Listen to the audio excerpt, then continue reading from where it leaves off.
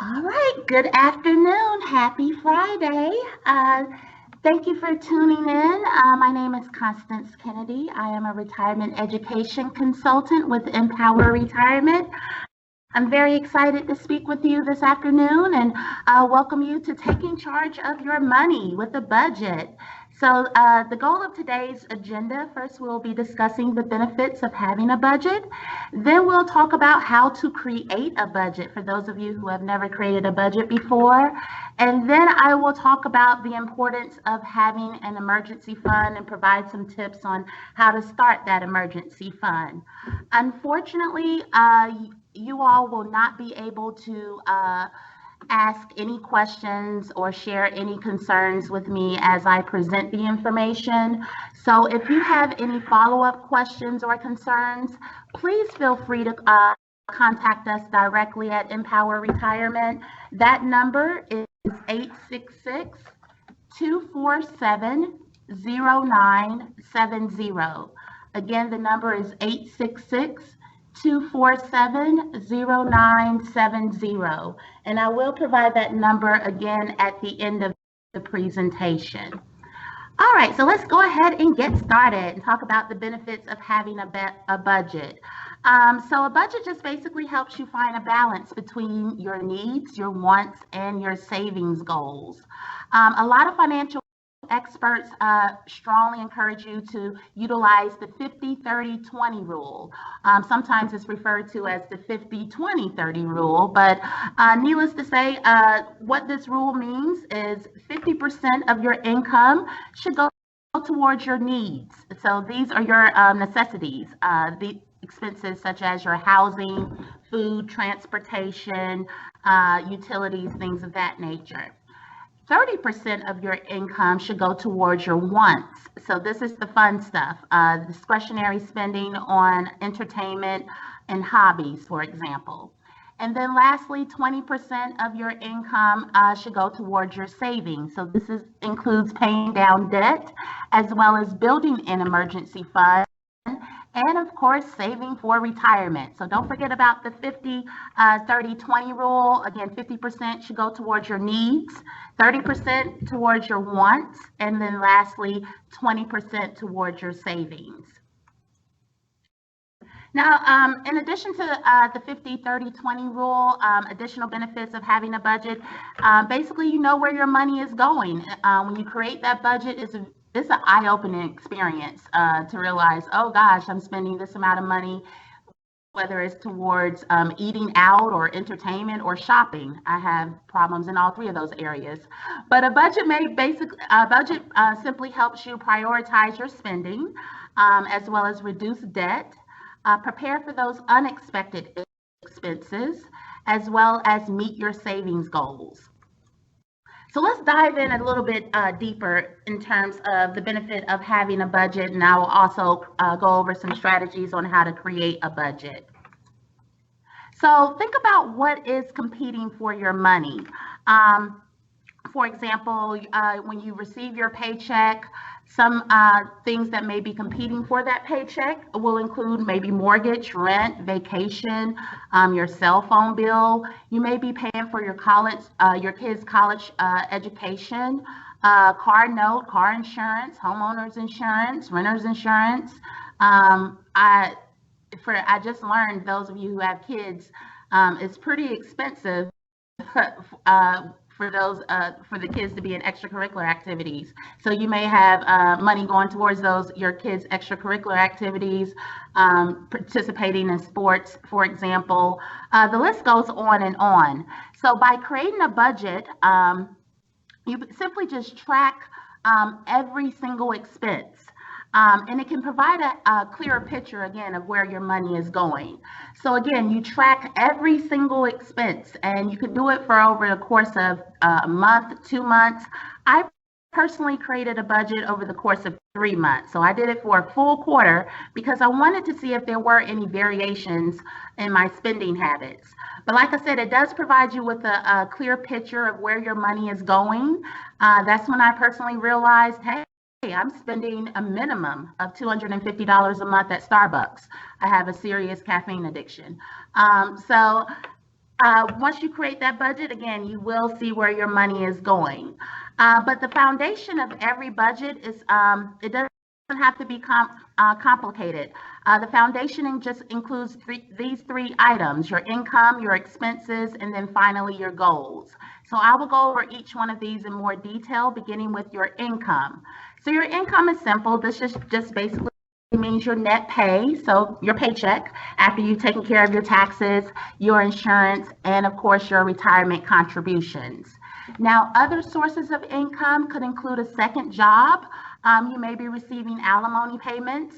And if you have any money going towards bonds, bonds are just loans to companies and government entities. So if you have money going towards bonds, you're the lender. So what you will receive in return is interest income. So that is also a source of income as well.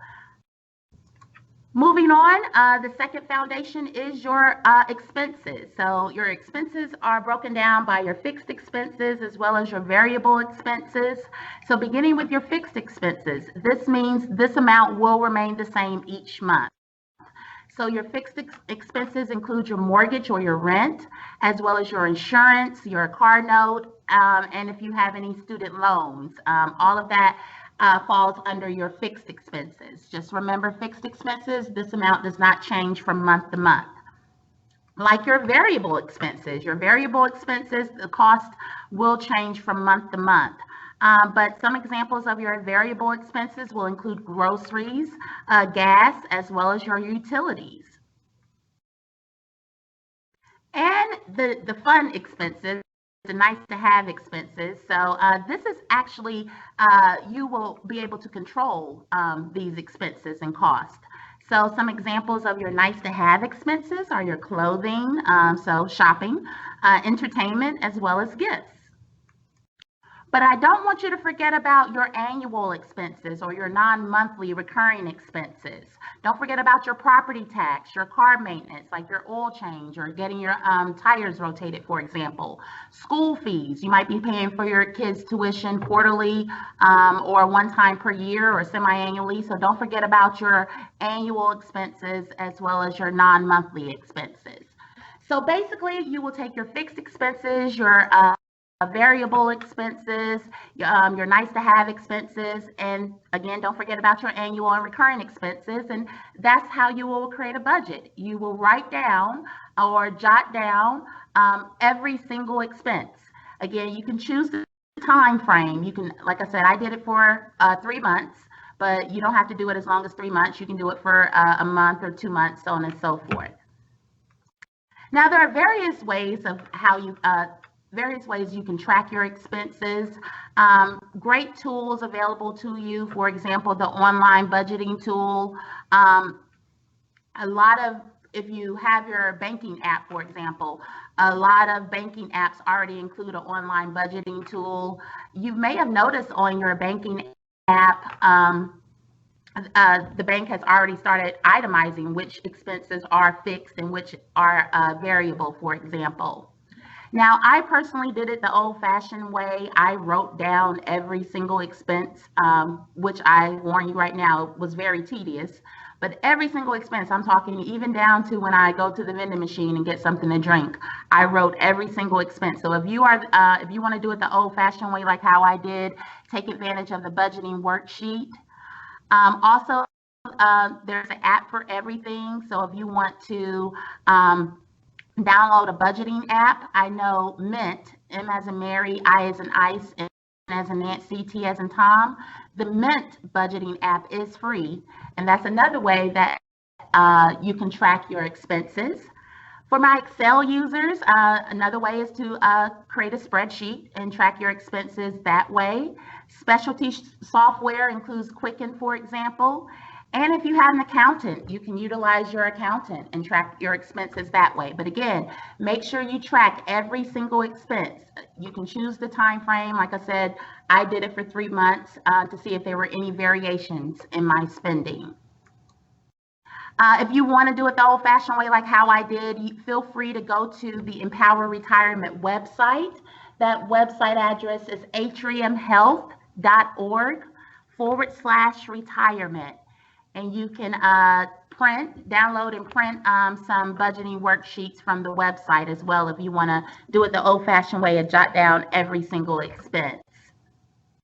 And I'll provide that website address again at the end of the presentation. Now, once you've created your budget and jot down your expenses, now it's time to compare your income versus your expense results. So you may have a surplus. So if you have a surplus, this means you are spending less than what is coming in. So that is great. So if you have that extra money, you might want to consider applying that money towards your retirement savings. Maybe increase your contribution percentage by at least 1%. You may also use that extra money to start an emergency fund, as well as pay down any debt, and you can help pay down any debt more quickly. And lastly, the extra money can help save for your kids' college tuition, or you can use the extra money towards your vacation. Now, if you have a deficit, this means you are spending more than what is coming in, than the income coming in. So if you do have a deficit, do not panic. Main thing is, I encourage you to find the cause of the deficit. Was there a unexpected expense that took place, for example, while you were tracking your expenses? But if there wasn't an unexpected expense, definitely find the cause of your deficit and start adjusting your non-essential spending. And of course, shrink your existing debt.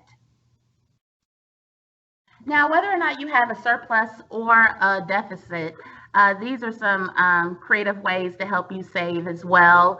I always laugh when I was preparing for the presentation. The very first one, turn off the lights, that I thought about my parents when I was a kid. Turn off the lights, you're not in there, or turn off the television, you're not watching the TV. But, you know, just save on your electricity. Turn off your lights if you're not utilizing the lights in that particular room, or any electricity in that particular room. Clipping coupons, I hear that's still popular. So clipping coupons is another way to help save. Groupon, they have a lot of great offers via Groupon, the Groupon app. I need to actually utilize this one. Make your own coffee.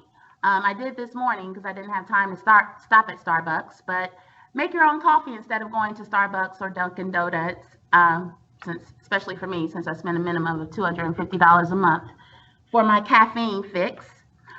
Bring your own lunch. It's very eye-opening, especially if you are spending or buying your lunch every single day. Of course, that can add up. So to help save, you might want to consider doing some meal prepping before your work week, and bring your lunch to work. Lastly, riding your bike. Especially if your office is close to your home, you might want to consider riding your bike instead of driving, because that will help you save on gas. So again, these are just some simple creative ways to help you save as well.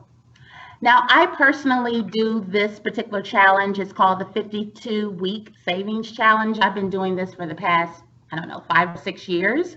But what this entails is you basically save $1 for the first week of the year, $2 the second week of the year, $3 for the third week, and so on and so forth. So right now we are in the 9th week of 2020. If you are participating in the 52-week savings challenge, you just basically save $9 this week. At the end of the year, if you keep this up, you would have saved $1,378. Like I said, this is a great way to help save money. I've been doing this for the past 5 or 6 years. Again, just save $1 the first week, $2 the second week, so on and so forth. Now, last part of creating a budget, or the benefits of creating that budget, is your goals. So your goals help you build your financial future. So these goals include your short-term goals as well as your long-term goals. So think about what you want to save short-term as well as long-term. Some examples of short-term goals are paying down your debt, maybe saving for a new car, as well as starting an emergency fund. Long-term goals include your kids' college fund. You might want to buy a vacation home, or save for retirement. So definitely make sure you have your short-term goals as well as your long-term goals determined. Now, I've been mentioning this a lot. Start an emergency fund. So basically, an emergency fund helps you pay for those unexpected expenses. Like, for example, I had to pay for a water heater a few months ago. So, of course, life happens, and a lot of people, when these unexpected expenses occur, a lot of people like to utilize their credit card.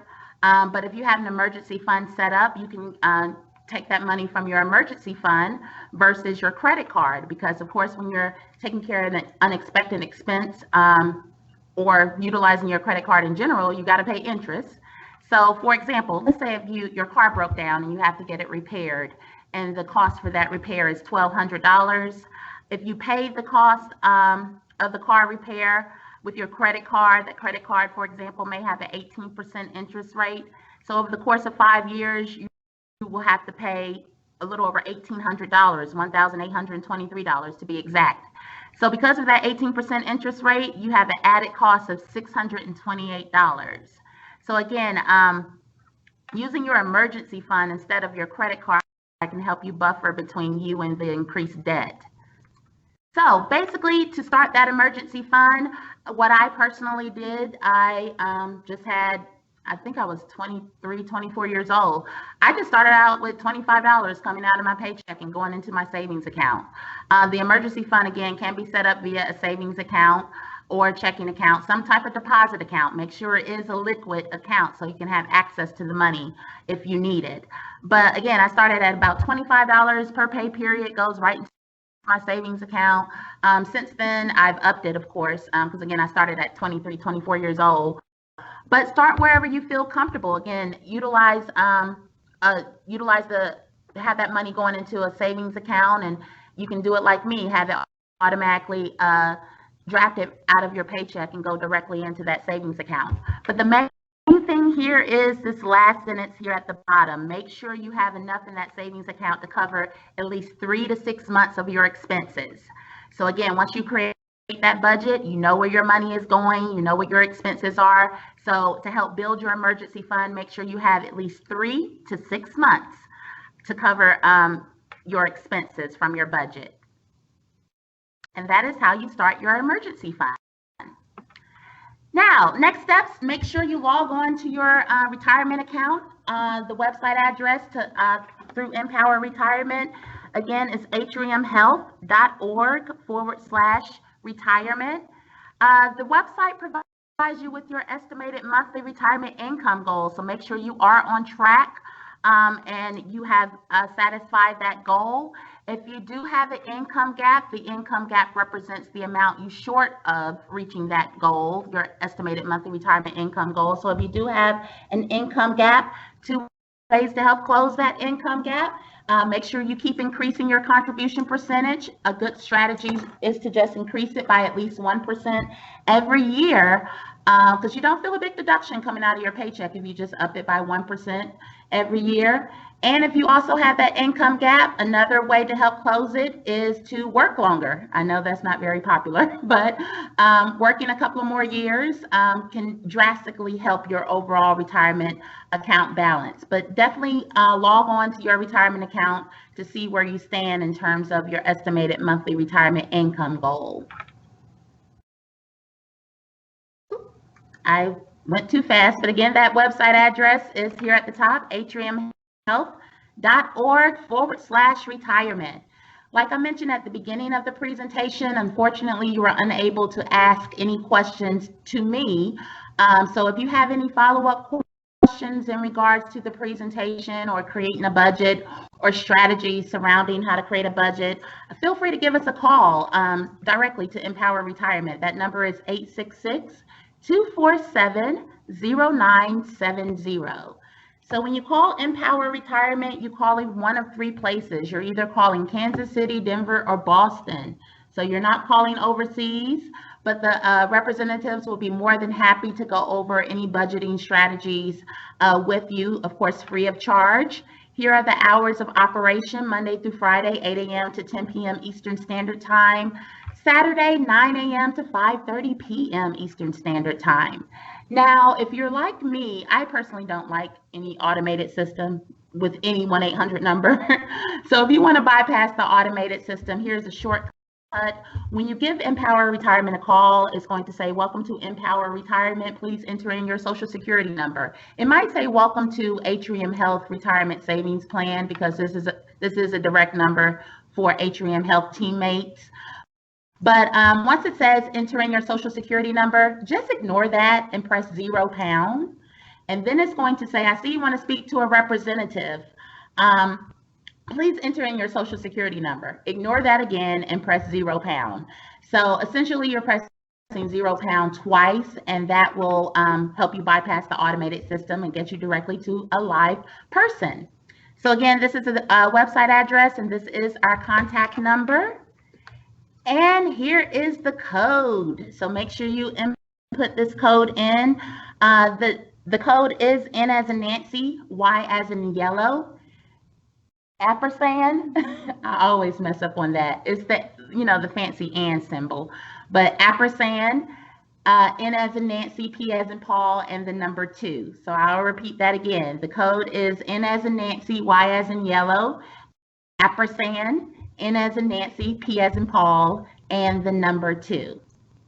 So again, it's been my pleasure speaking to you all this afternoon.